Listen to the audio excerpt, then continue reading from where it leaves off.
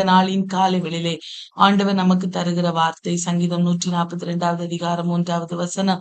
என் ஆவி என்னில் தியங்கும் போது நீரன் பாதையை அறிந்திருக்கிறேன். அன்பான தேவ பிள்ளைகளே, சங்கீதக்காரனாகிய தாவீது கெபியிலே இருக்கும்போது பாடினதான சங்கீதம் தான் 142வது சங்கீதம். அன்பான தேவ பிள்ளைகளே, சங்கீதத்தை நாம் பார்க்கும்போது சங்கீதத்திலே அநேக காரியங்களை சொல்லி சங்கீதக்காரராகிய தாவீது சொல்லு ஆண்டவரை நோக்கி விண்ணப்பம் வைக்கிறதை பார்க்கிறோம்.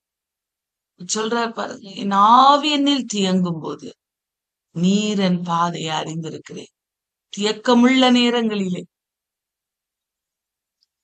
என்ன செய்வோம் என்று தியங்கி நிற்கிறதான வேளையிலே உலகத்திலே ஒரு மனிதர்கள் கூட எந்த மனிதனும் எங்களுக்கு உதவி செய்யவோ எங்களை ஆற்றவோ தேற்றவோ வராத போது என் ஆண்டவர் அந்த பாதையை அறிந்திருக்கிறார் என்பதை தாவீது ஆணித்தரமாய் அறிந்திருந்தார். அன்பான தேவ பிள்ளைகளே, கெபியிலே சவுலுக்கு பயந்து உயிருக்கு போராடி கொண்டு உயிரை காப்பாற்றுவதற்காக கெபிகளிலும் குகைகளிலும் தன்னுடைய வாழ்நாள்ல பெரும் பகுதியை தாவீது செலவழித்தார். அதுல ஒரு சூழ்நிலைமையில அவர் கெபியில இருக்கும்போது ஆண்டுடைய சமூகத்துல சொல்றார், என் ஆவி என்னில் தியங்கும் போது நீர் என் பாதையை அறிந்திருக்கிறீரா, என்னை நீர் கைவிடவே மாட்டேன். இதுவரைக்கும் என்னை கைவிடாமல் நடத்தின தெய்வம் இனியும் என்னை நடத்துவி.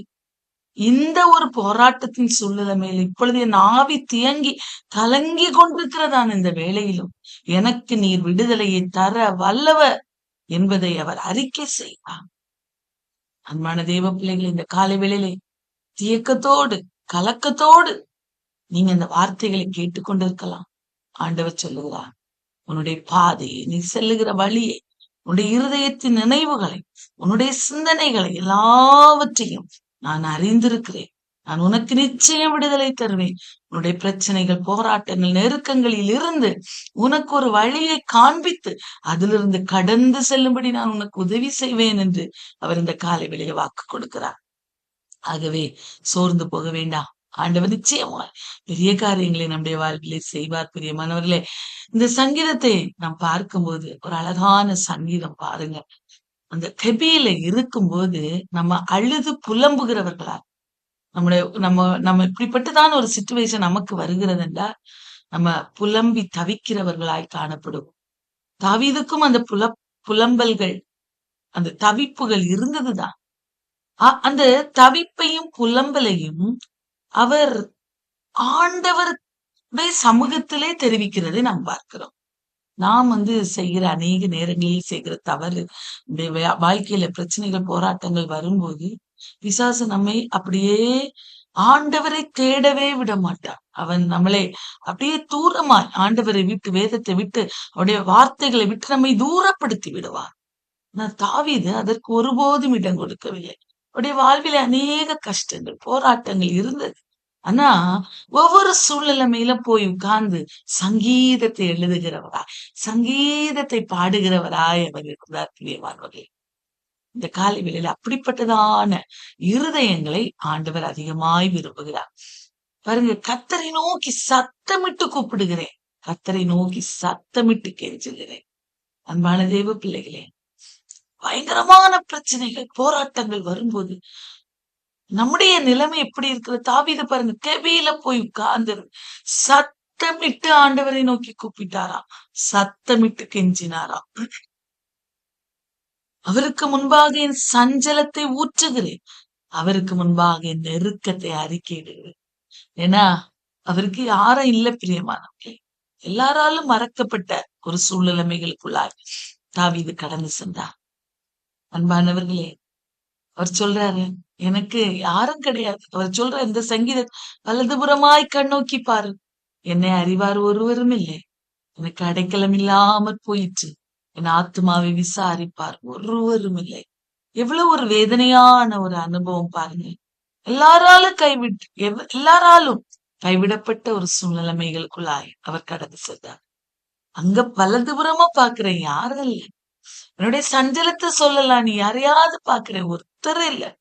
என்னை அறிவார் ஒருவரும் இல்லை, எனக்கு அடைக்கலம் இல்லாமல் போயிடுச்சு. இவ்வளவு ஒரு வேதனையான வார்த்தைகள் பாருங்க. எனக்கு அடைக்கலம் இல்லை ஆண்டவரே. கெபியில நிற்கிறேன். சத்தமிட்டு உம்மை நோக்கி கூப்பிடுகிறேன். என்ன கேளும் ஆண்டவரே. என் பாதையை அறிந்தருளும் ஆண்டவரே.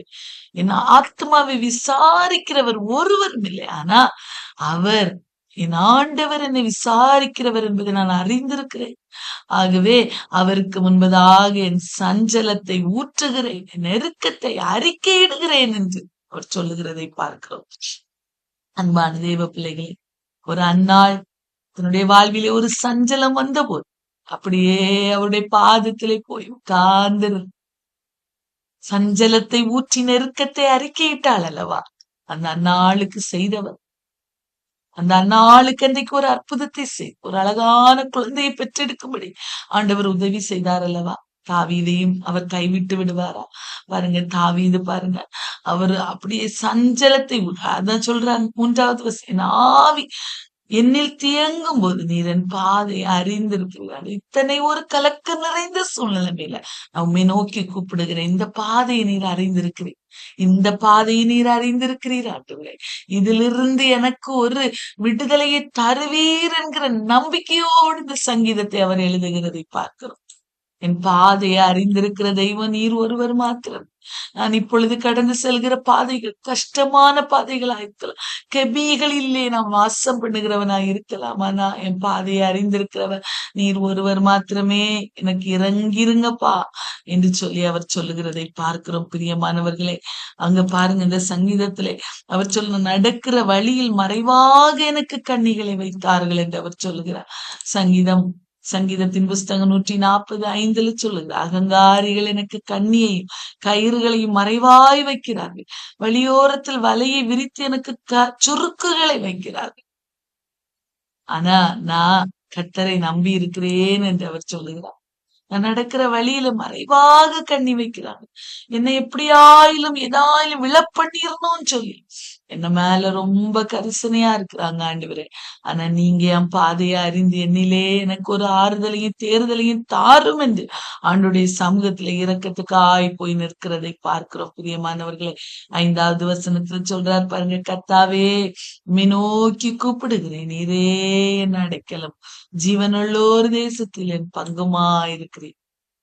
இன்னொரு சங்கீதத்துல சொல்வா, கர்த்தாவே நீரே என் சுதந்திரம், என் பாத்திரத்தின் பங்குமாயிருக்கிறேன். அநேக சங்கீதங்களிலே தாவீது சொல்லுவா, அவர் நீரும் என் சுதந்திரம்னு சொல்லல, நீரே என் சுதந்திரம், நீரே என் அடைக்கலம், நீரே என் கோட்டை, நீரே என் அடைக்கலம். இப்படி அநேக சங்கீதங்களிலே அவர் அறிக்கையிடுவார்.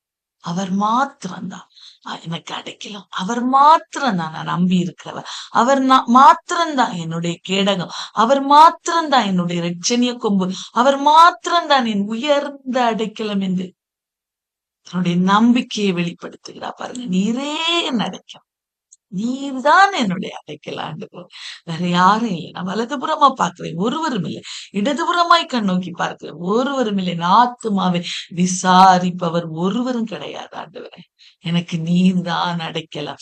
அன்பான தெய்வ பிள்ளைகள், இந்த மாதிரியான ஒரு நம்பிக்கை இந்த காலை வேளையில நம்மிலே உண்டாக வேண்டும் என்று சொல்லி ஆண்டவர் விரும்புகிறார்.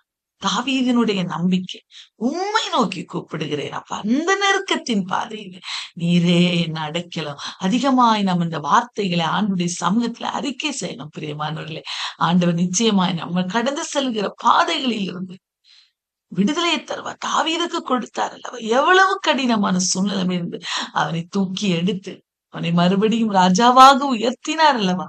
இந்த காலை வேளையிலே நமக்கும் செய்வார். என் கூக்குரலுக்கு செவி கொடும், நான் மிகவும் தாழ்த்தப்பட்டேன், என்னை பின்தொடர்வதற்கு என்னை தப்புவியும், அவர்கள் என்னிலும் பலவான்களாயிருக்கிறார்கள் ஆண்டவரே. என்னை பின்தொடர்ந்து வருகிறவர்கள் எல்லாம், தாவீது யுத்த வீரன் என்று வேதத்துல வாசிக்கும் பாருங்க. அதனால சொல்றார், அவருடைய பலத்தை அவர் ஒருபோது நம்பினதே கிடையாது.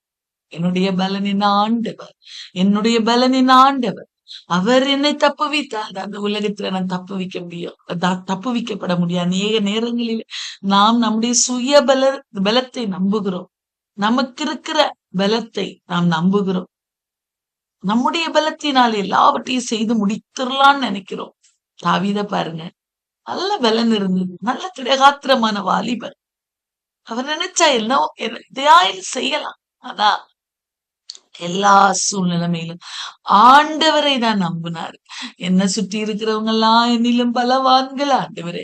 நீங்க எனக்கு பலனை தந்துட்டீங்கன்னா நான் அவர்களை எளிதாய் முறியடித்தரலாம். நீங்க தான் என் பலன், நீதான் என் கோட்டை என்று அவரை நோக்கி தன்னை முழுவதும் அவருடைய பாதத்திலே சமர்ப்பணம் செய்கிறதை பார்க்கிறோம். இந்த காலை வேளையில இப்படிப்பட்டதான ஒரு ஒரு ஒரு தாவீதை போல இருக்கிற அந்த குணாதிசயங்கள் நம்முடைய வாழ்விலே உண்டாகணும். அடுத்து பாருங்க, உமது நாமத்தை நான் துதிக்கும்படி என் ஆத்துமாவை காவலுக்கு நீங்களாக்கி விடும். எனக்கு நீ தயவு செய்யும் போது நீதிமான்கள் என்னை சூழ்த்துக் கொள்வார். பிரியமானவர்களே, நான் இந்த சூழ்நிலைமையின் வழியாய் நான் கடந்து சென்றேனே, ஆனால் இந்த பாடுகள் தான் என்னை மேற்கொள்ளும். இந்த பிரச்சனைகளின் வழியாய் நான் கடந்து செல்ல வேண்டியதா இருக்கும். நான் உம்முடைய நாமத்தை துதிக்க வேண்டுமே, ஆனால் இந்த சூழ்நிலைமைகளை என்னை விட்டு மாறி போகும்படி செய்யும் ஆண்டவரே. என்னுடைய ஆத்மா காவலுக்கு, பிரச்சனைகளுக்கு, போராட்டங்களுக்கு என் ஆத்மாவை விலக்கி அருளும். நான் உம்மை துதிக்கணும் ஆண்டவரே என்று சொல்லி ஆண்டவரை நோக்கி சொல்லுகிறார். இந்த காலை வேளையில இப்படிப்பட்டதான விண்ணப்பங்கள் ஆண்டுடைய சமூகத்துல நாம் ஜெபிக்கணும். ஆண்டவர் நிச்சயமா நம்முடைய ஜெபங்களை கேட்டு நமக்கு பதிலை தருவார். தாவீதுக்கு இறங்கின தெய்வம், தாவீதுக்கு எவ்வளவு பெரிய நெருக்கம்.